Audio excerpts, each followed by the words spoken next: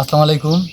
এখন আপনাদের দেখাবো ঔষধি গাছ নিমের চারা, বীজ থেকে চারা উৎপাদন এবং সেই চারা নার্সারিতে পলিব্যাগে আবদ্ধ করা, নির্ধারিত তারিখ পর্যন্ত বড় করে তারপরে চারা মাঠে লাগাতে হবে বা বাড়ির আঙিনায়।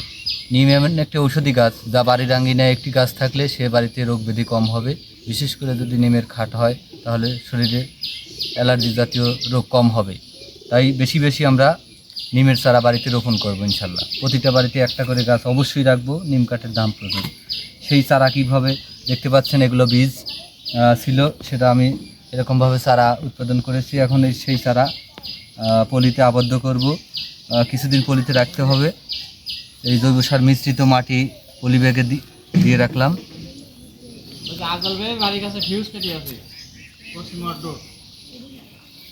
এখন দেখতে পাচ্ছেন একটা